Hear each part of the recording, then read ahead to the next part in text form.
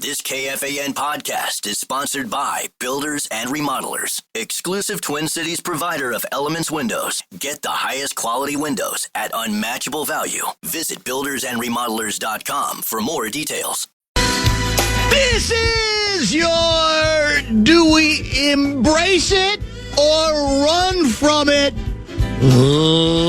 leader fan radio network. Excuse me? And KFAN.com.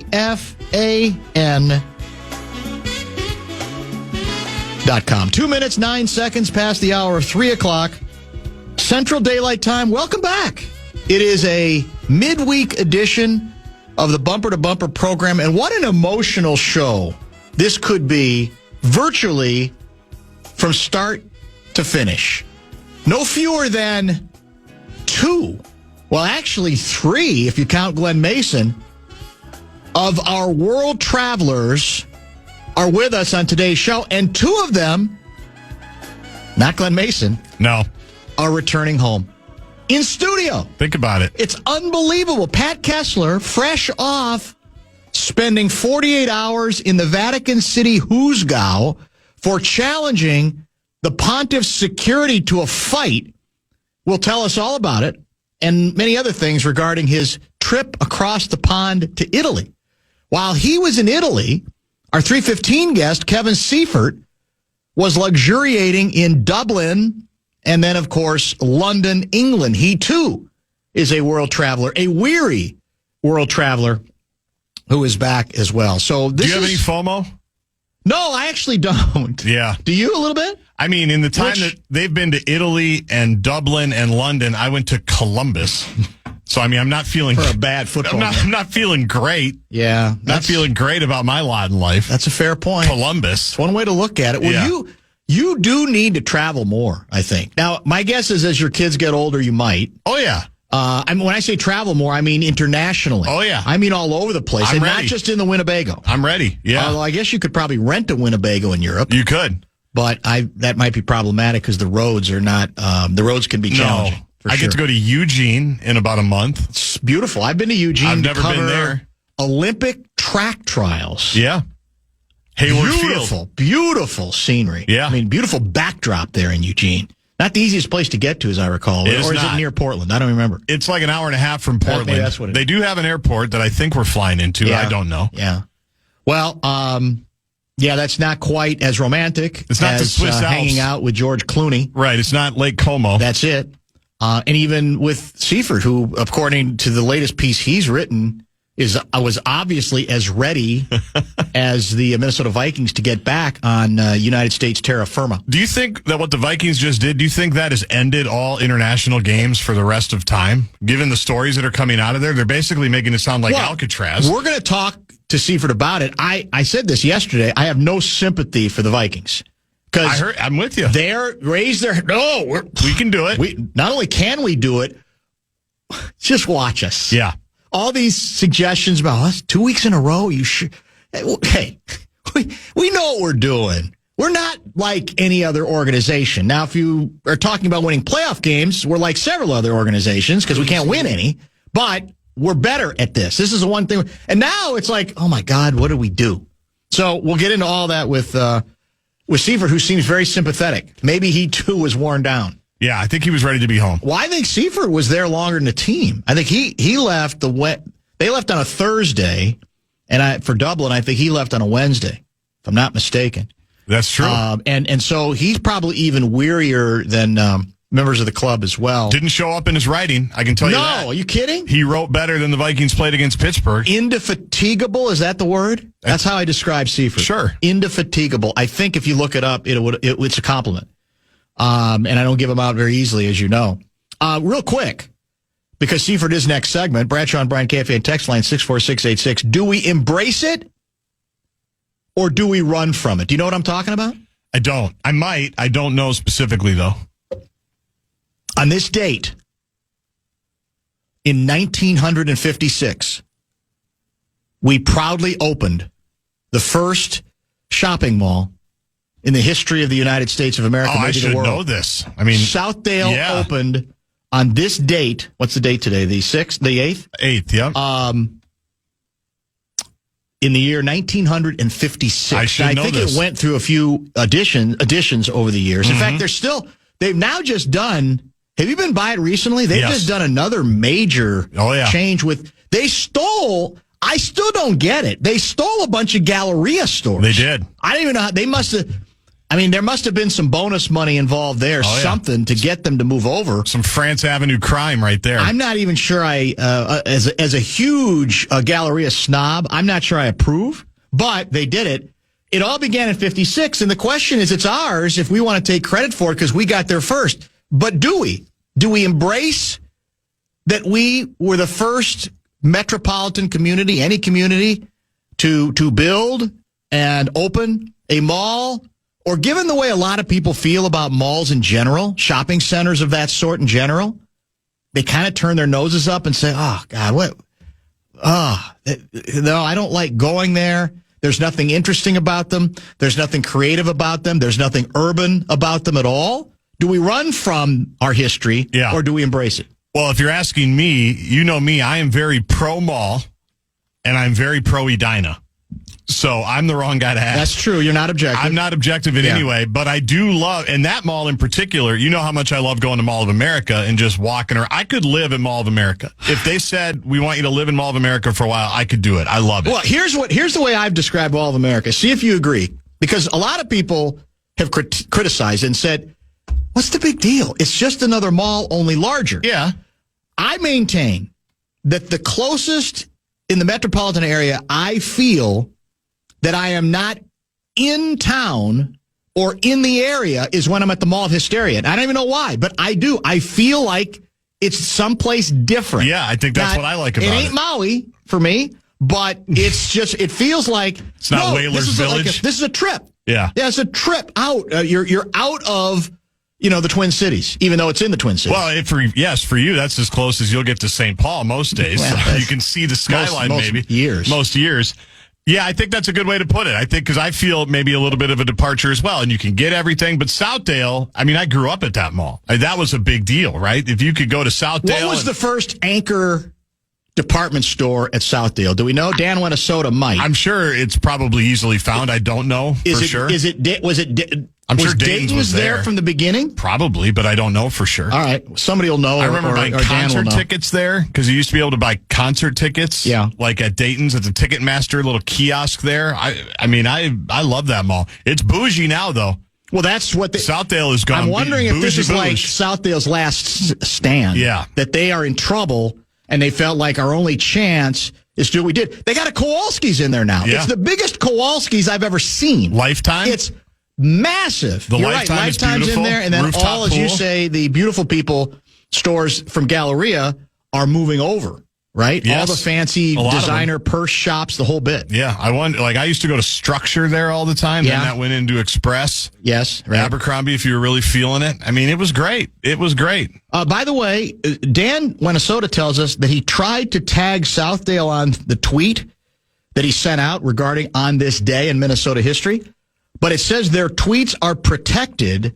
He asked, is that an Edina thing, Guardsy? Probably. Wouldn't surprise you, Yeah, would they it? don't want just anybody tweeting about them. All right? Not. You got to have a certain cachet to tweet. You want to tweet about the Southdale Center, you better bring, you're not going to do it with a pellet gun, is what we're saying. What would be considered the hate? What's the salad days, is it the halcyon years for Southdale? Because I don't think they're now. This was their attempt, I think, to recreate malls themselves. In general, right? But some more than others, though. Yeah.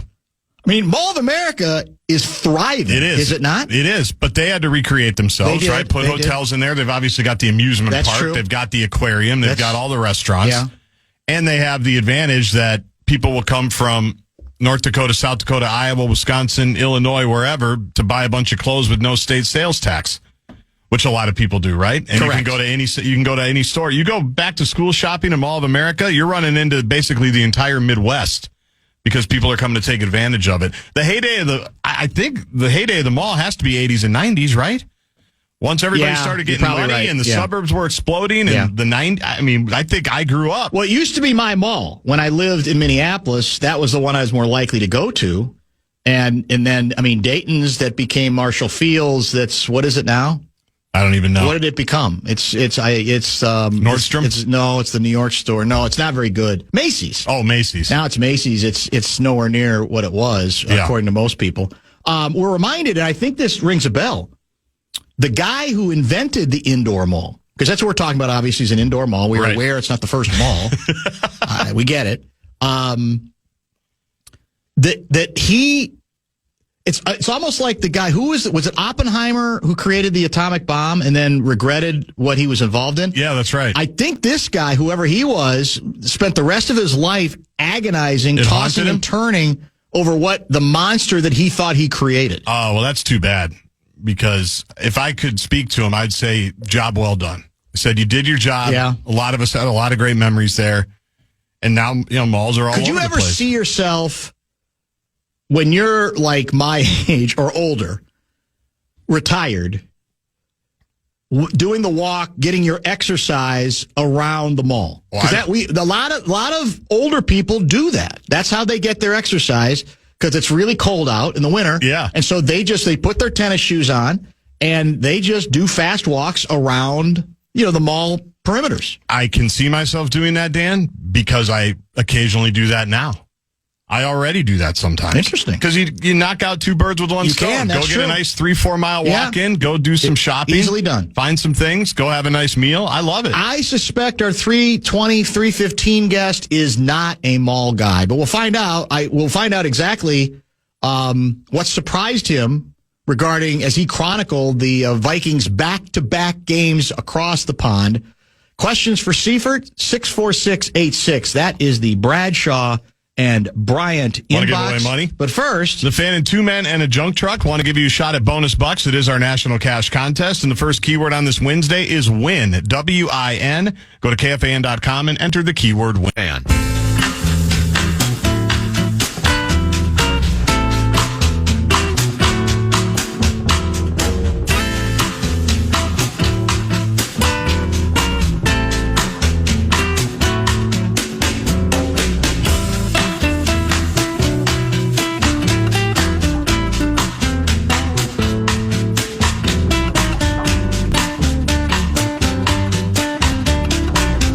the guy who invented the K-Cup coffee maker has definitely expressed regret because of the billions of tiny plastic cups. That's from Charlie. I'm wondering if there are a lot of inventors who regret what they invented, whether it was the atomic bomb or the mall. Kevin Seifert, you do not strike me as a guy who loves to just hang out. You know, if the deal is we're going to spend the next 8 hours, almost a full day, moseying through the mall. Maybe we shop a little, grab some lunch, then we shop some more. Maybe we even get an early dinner or we get a snack to go home. That doesn't strike me as you. Not anymore. I grew up in malls, though. My dad worked at a department store, and I would go to work with him sometimes. And then I started working at that department store, and all through high school and college, I worked there, and it was in a mall. And so I have fond memories of being in the mall, like when I go in there and smell the perfumes and the fragrances that like Abercrombie puts out into the mall. And when we first had kids, and it was in the winter, like I would take them to the mall just to walk them and like have something to do, and they'd fall asleep in the stroller. And so there's definitely been lots of portions of my life where I've spent a lot of time in malls, but the scenario you paint of going to hang out at one right now not at the top of your list. No, not anymore. No. If your choices are State Fair or the Mall of America, which way do you lean? Oh, I'm headed to the Pineapple parking lot at the Mall of America right now. All right. It's not even a close call. No. It's a blowout. Yeah. You and Aaron Gleeman are the bit has our to be brothers, maintained. our comrades in Gleeman unison. Won't go? He's just like you. We talked about it last time we had him on. In fact, he thanked you, I believe. I thought your name came up. Yeah, I think it did. Somebody else who's staying strong. In terms of our guest, who's staying strong. Yeah. You're the last two holdouts, basically. I'll have to reach out to him and make sure we stay in solidarity next summer. So your west parking lot, P3 Hawaii, is your parking spot, it sounds like. 100%. Yep. Like that part of the deal at the Mall of America is you have to park in the same spot every time or you'll never find your car. I do have a routine as well. Yeah. Can you hit the breaking news sounder? I can Garzi? try. Yeah, sure. I should have had it ready. I'm going to trust that Lavelle is accurate with his information here. He passes along to us that via The Athletic, Nico Sturm is going to have back surgery now and will miss what is described as a significant amount of time. We talked about this with Louis yesterday, that he was going to be put on injured reserve, but I don't think injured reserve felt quite as damaging as this news, right? Back surgery, I guess, isn't what it used to be, but still can be fairly significant. So there you have it. More bad injury news for the Minnesota Wild. Can you confirm, Guardsy? Do you find it anywhere? Or do you think Lavelle made it up? No, he read it correctly. Okay. Yeah, Russo and Joe Smith put out a story. It's 50-50. Were you on the text a week or so ago, when he texted us about Nafisa Collier's injury? I don't know if you were on that one. It was just to me. And he said, Ramona Shelburne's reporting she has, a tear but no break and blah, blah. I said, well, didn't Fee say that herself yesterday? And he's Did she? Well, I was more annoyed at Ramona. Well, as I recall it, the head coach said fracture originally when she was in a bad after the mood. game. Yes, after the game. And then correct. in the exit interview, after she talked about after the statement, the 4-minute statement. She had the boot on. Yeah, she said, I have some tears, but no fracture. And so he breathlessly texted me. I'm like, I'm pretty sure Fee said that. so you got to double check everything, even reporters. You can't be sure. Trust but verify. All right, exactly. Let's get this out of the way first. My sources say things got, speaking of the length of the whole deal, which you wrote about extensively, very nice piece trying to put the whole trip together from the Vikings standpoint and what you observed, and a lot of good quotes and what you reported on. It sounds as if you get the Jackals and KOC were not getting along the way we are accustomed to both parties getting along. What the hell happened across the pond? Well, I mean, you have pretty good sources, obviously, and so I wouldn't dispute anything of what you said. There was some private conversations that were initiated by the team, and so if the team wants to be public about it, that's up to them. And we occasionally, as reporters, use discretion and don't just blab everything out. But I'll give you some points of context. Mm-hmm. And the first is that, as you know from being a reporter, it's not unusual over the course of a season of covering a pro team, a college team, sometimes maybe even an intense prep type team, for the people doing the reporting and the teams to run askew of each other and to be in disagreement on various things. And sometimes it's just a matter of when the reporters are doing their job and the team is doing their job, you're just going to be in different spots. And so when those situations happen, you hope that you have done the work of building a strong enough relationship that you can work through it and, maybe not have a resolution, but be able to get to the other side of those issues that pop up from time to time. Work through it. Yep. And when you get to the other side, then you can go about continuing to do your job on both sides and aware of how everyone feels. And so hopefully that's where we're at once things, we get back after the bye, whether that's next Monday, Tuesday, Wednesday, and I fully expect it will. And the other point of context is that the overriding story of the season and really of the past 18 months has been the quarterback.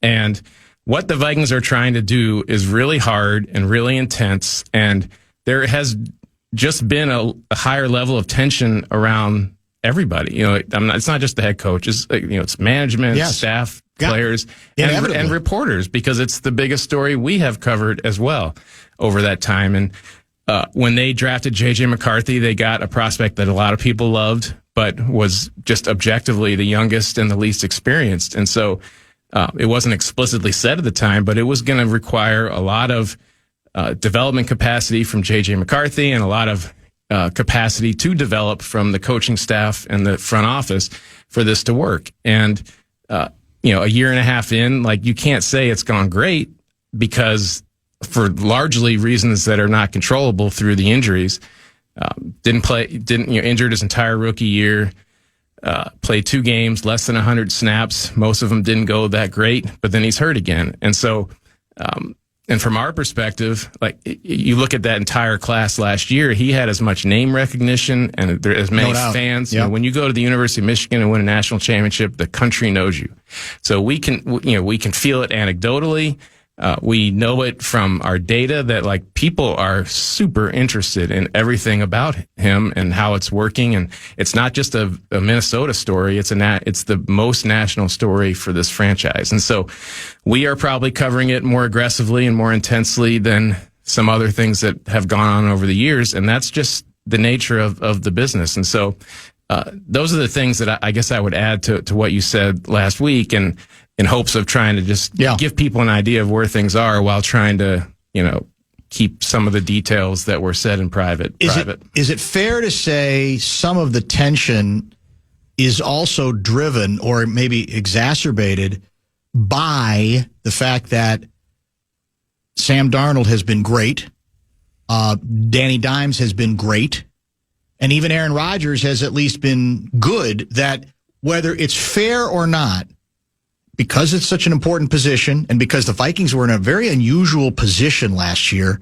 having seemingly too many legitimate choices, now some of them might not have been financially viable, that adds to it. So my point is, if McCarthy is playing healthy and he's playing well, not great, but even well, that there's going to be less of the inevitable, well, man, look at what these other guys are doing that you chose to move on from, maybe because you had to practically in the case of Darnold, and whatever other circumstances going on. I think that enters into this, whether anybody there is willing to admit it. It definitely enters in from the outside. Like people, and I know my friend Mike Sando from The Athletic wrote a very well-researched and long column.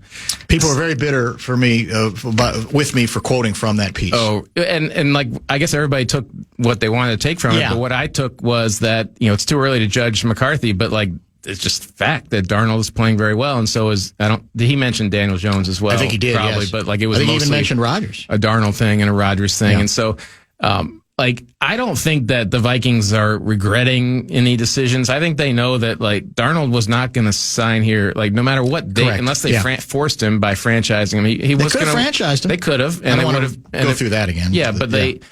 So I don't think that they regret sort of turning it over to J.J. McCarthy yet. It's just that it just hasn't worked as well. And so you have to make a well-reasoned decision, and you have to know what the potential consequences are. And that was always a consequence that in the short term, it wasn't going to be the same as it was with a Darnold, or it would have been with a Daniel Jones probably, or it was with Kirk Cousins. And that was a known potential consequence, and that's been the reality of it. But like I don't think that they feel like other than forcing Sam Darnold to stay here, or they could have franchised Daniel Jones, I guess. I'm trying to think if there was any reason why they couldn't have. But both of those guys wanted to start elsewhere, and they didn't want to be in a position where they were competing with the favored guy, because just the way the NFL works is J.J. McCarthy's drafted number 10. He's anointed. That's just how it works. And so, and they got it, and there was no hard feelings. And I guess the part that you could roll over in your head is the Rodgers part, because that was just a free agent, so who wanted to be here and kind of wanted to supersede that process for another year. And then you see that for most of the time when JJ did play those 95 plays, he looked like a guy that wasn't quite ready yet. And so that part, I guess there could be some people rethinking that, but for the most part, I think it's just like disappointment / tension that what they did decide on they haven't gotten enough time to see it. Yes. Like, you can't really say that they made the wrong decision yet. They just don't. I mean, 2 games is not enough for anybody with a fair out, mindset to make a judgment on it. Like, they don't know if they made the right decision yet because there just hasn't been enough out there. However, in your own piece, your own lengthy piece on the trip, it sounded to me as if, based on a particular quote from KOC that you highlighted, that we're seeing already some acknowledgement on the part of the head coach, whether he would get mad in my interpreting it this way, that I think the quote was something to the effect of, well, Carson, has been able to get rid of the ball quick. He's been able to process things quick. He's been able to go through his progressions quick. Mm-hmm. Now, I know he didn't necessarily intend that to be a rip on the other guy, but given the context, I think that's part of, again, what the The McCobos don't want to deal with this, but we're evaluating in real time. It's not over for McCarthy, but we evaluate on the basis of what we have. And if in Wentz you're seeing a guy who's doing some of that stuff that is vital to the way KOC runs an offense better, then to me it's reasonable that the head coach factor that in moving forward, at least in the short term. Yeah, and I think the idea and the hope is that McCarthy has seen, he saw his film of him holding, and I had the numbers the other day. I forget. I think it's J.J. McCarthy's average throw was around 2.93 seconds. An eternity. Yeah. And then relatively speaking. And Carson Wentz, I think, is 2.4, and people are like, "Wait, really? A half a second means?" But it does. Yes, it does. You could the range is not that high, no. and it's just that's just the way it is. And so the hope I think is that in watching Carson do that there's if the value of being quicker wasn't already understood, that maybe it is now. And so the question is, was it just a choice, or is it just that he wasn't throwing it because the processing wasn't happening? Well, 507 guy asks the question very directly. I'll ask you because he wants your answer. Yeah. Are the Vikings a better team with McCarthy or Wentz? It would be hard to argue in the very short term that it's not with Wentz, but I don't think Carson Wentz has played well enough for us to make it a slam just dunk. Put the flag down and say this is his team and he is the guy that's going to take them to the playoffs. I mean, he's played like a pretty good backup. If you look at, the way you can say what you want about QBR, but if you look at the QBR rankings in the time he's played, weeks 3 through 5, he's around 27 with a decimated offensive line. With a decimated offensive line, and there's some ways in there in the QBR formula to take it into account, like it's input the time that you have before the pressure is inputted, right, and some other things, and he's taken some sacks and he's taken some hits, but he's largely like when you have your backup quarterback coming to play an extended period of time, in reality, you're hoping for 500 play. You're hoping that he can run your offense, and he's done for most of the part. He's run the offense pretty decently, better than I thought he would. And there's been progress. Like he even said, I'm still learning how to throw it to Justin Jefferson. Like after this, in week 1 against Cincinnati, he probably doesn't throw that ball up for grabs over the middle. 100%. And Justin just goes up and gets it. And there was another play on the sideline, I think. So you can see in real time him saying, "Oh, I can do this. I can do this. I didn't know that." And so maybe there's potential for it to go from just good, backup to better than expectation starter. I don't know, but right now, it's hard to argue that they would be better with the J.J. McCarthy that we saw the first 2 weeks. But I also don't think that Wentz has done so much that you can just definitively say they're a better team for the rest of the season with him as their starter. Historical question, just for the sake of accuracy, because I feel like I missed this, or maybe I forgot it. In the piece the Sando piece that I think you were referencing, he mentions that the Vikings actually offered Daniel Jones more money than he ended up with the Colts. That the Vikings offered $15 million. Now I don't know if it was for 1 year. I don't recall. It was, yeah. And that I think the Colts. It was 14. Yeah. He clearly knew he had a better chance to win the job there, made it an easy decision, forget the $1 million. I guess I don't. So we did, as far as you know, we did offer him 1 year, $15 million. Because I don't even remember that. I knew that they were right there with the Colts. I didn't. Sando information was new to me, right? And he wouldn't put that out there if he wasn't very certain of it. But again, $1 million, I think the fundamental thing that we understood, which is that he wanted to go somewhere where he thought he had the best chance of playing, still applies. So is it your understanding that, let's just say for the sake of this discussion, Jones would have accepted for whatever reason? He was not going to have a chance to compete for at least at the start of the season, correct? No. Or start of training camp. That would have been interesting, because if JJ had the camp that he had and Daniel Jones had the camp that apparently he had with the Colts, that would have been very interesting.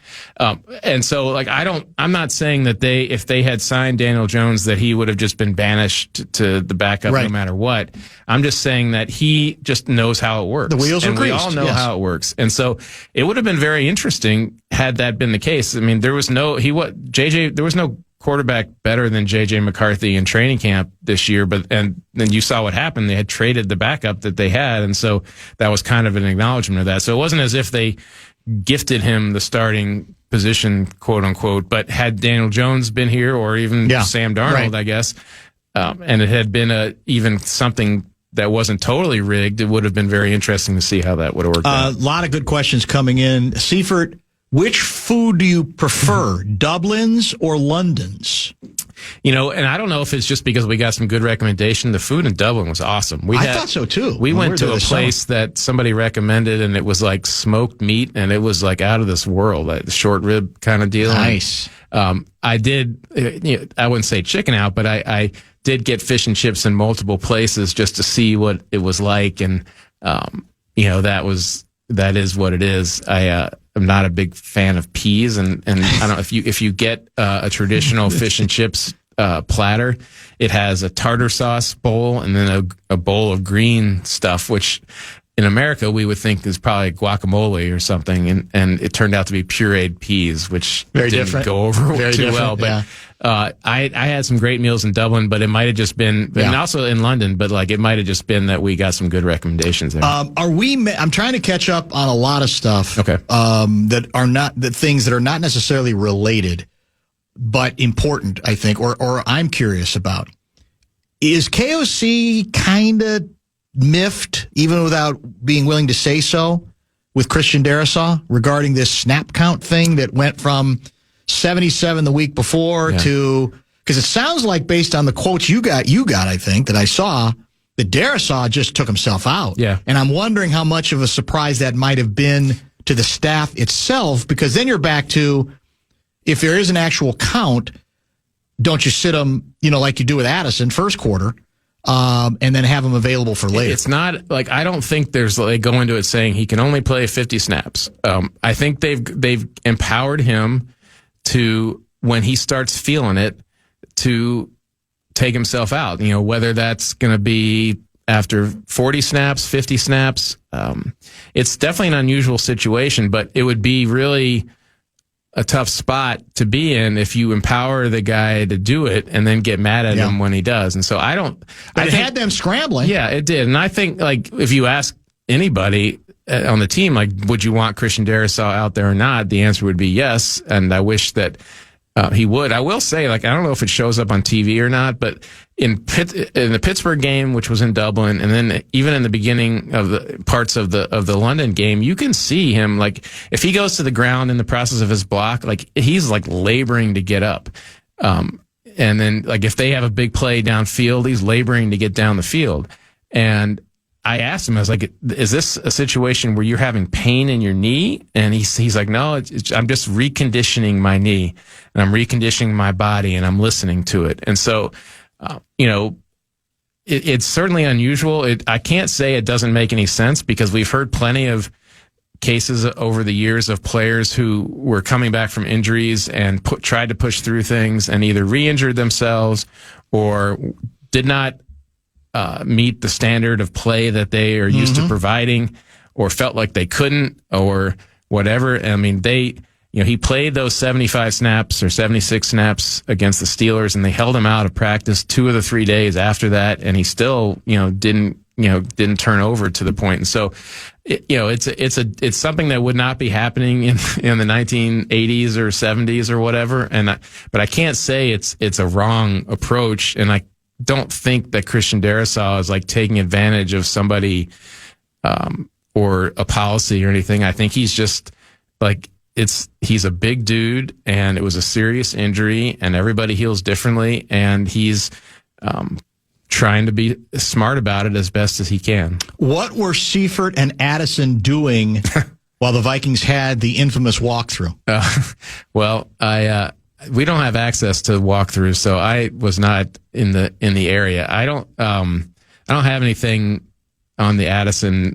More details was on the that Addisons. Morning there or afternoon? When was the walkthrough? What time of day? They typically have walkthroughs in the morning. Okay. On Saturday, they have walkthroughs in the afternoon. And so I don't know. The one he missed was what day? They didn't say. I can't say with 100% certainty which day it was. And so I'll just leave it at that. But Garza and I were talking about this yesterday. It seems like when you're in that environment, especially, you're not at home, but you're on the road and everything is restricted and everybody's in it to get all that, that it seems almost impossible to miss a walkthrough. Well, the one thing, though, is they were located way far away from London. From downtown London. Yeah, Lieber was bitter. Yeah, they were in this like it was like out of a Hitchcock movie. They're in these like rolling, like a manor, right? It was Hanbury Manor. Yeah. It was once a estate owned by the Hanburys, and then naturally became a convent. Was that near Churchill's manor? He had a huge manor, didn't he? Somewhere, but his is like, it was remote, undisclosed, so that the bad guys couldn't get him. True. I guess, but and so it was literally like we had some the NFL shuttles, the media up from the media hotel, which is in London, up to their facility. There was a couple of shuttle rides for like 2 hours. And if you wanted to take public transportation, which we did one time, it was one of those, tube, the subway to a train, and transfer to a train and then get to the closest station to them, which you then had to call a cab. And so it was not easy. And so, if you were going anywhere and trying to get back by a certain time, you had to be very time conscious.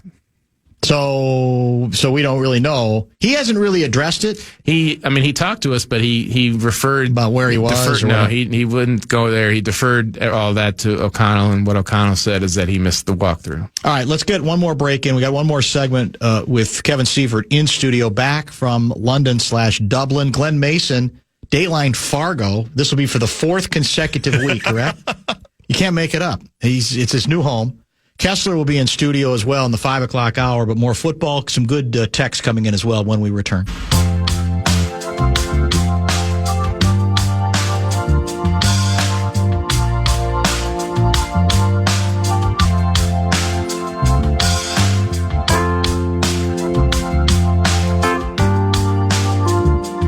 The obligatory, do you know how bad Peyton Manning was his first game? Text has come in. I get it about 4 times a week. It's for a whole season. His rookie year. Exactly. By the way, inheriting, weren't the Colts terrible? Well, he was the number 1 pick in the draft. Yes.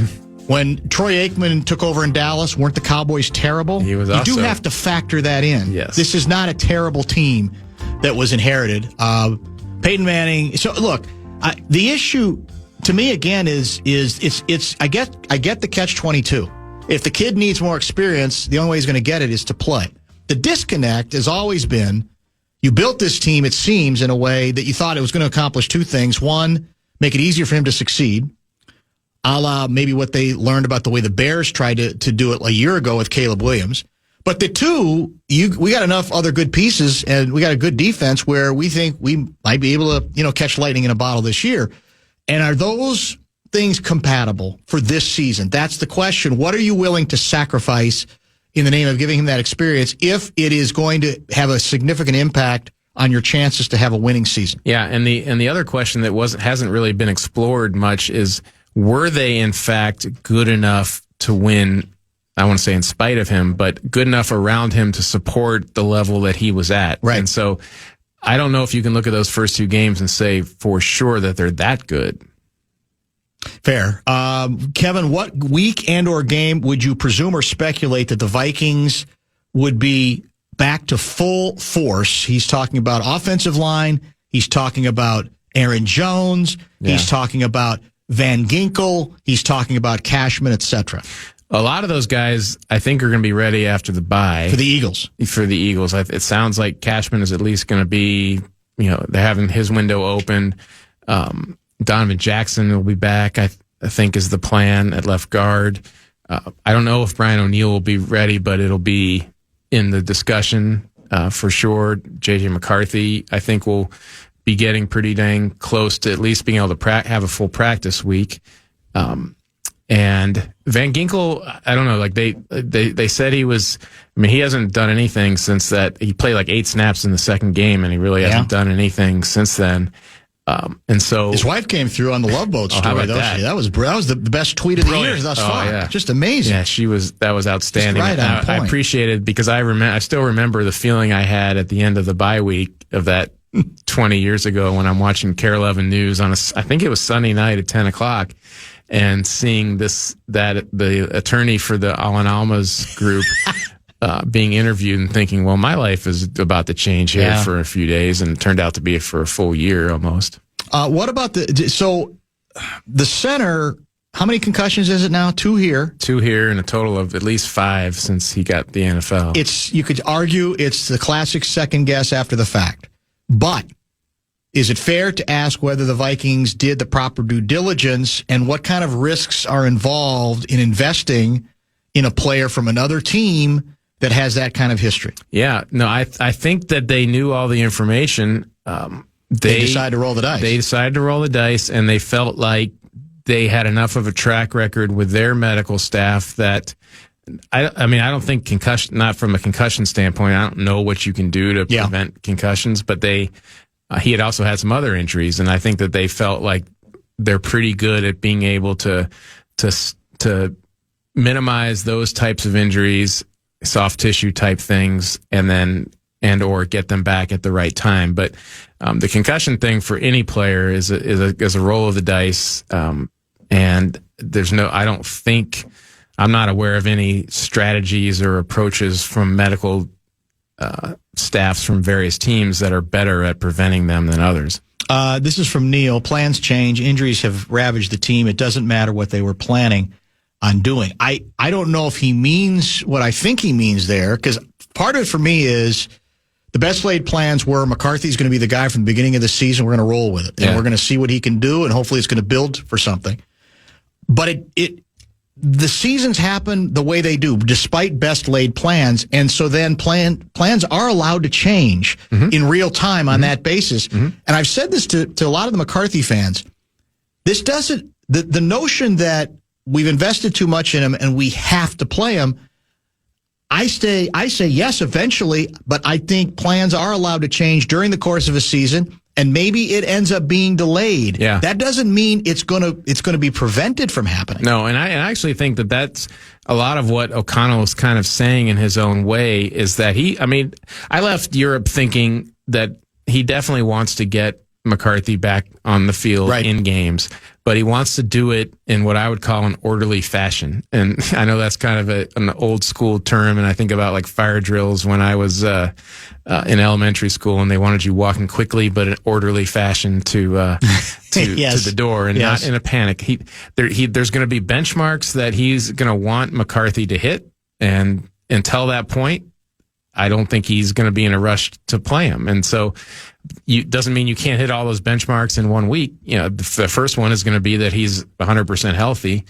And the second benchmark is going to be that he shows he's 100% healthy by being able to push off that foot and not be looking like his mechanics are all screwed up, because sometimes when you're hurt, you compensate, or you're not mentally, psychologically. There's all different ways that your footwork, when you have a foot lower body injury, can change. And so then, is he doing all the footwork and fundamentals that they have worked on him with throughout training camp? And then he's at that point, and then is he in football shape and all those sorts of things? And when all those things happen, he's going to find a way to play him, I think, unless Carson Wentz does a turn to where he's playing so lights out that you can't look the locker room in the eye and say that. But we're not at that point with Carson Wentz, and we might not, we might be over projecting what he's capable of at this point, but we talked about the level that we think he's playing at right now and what he might progress to. But,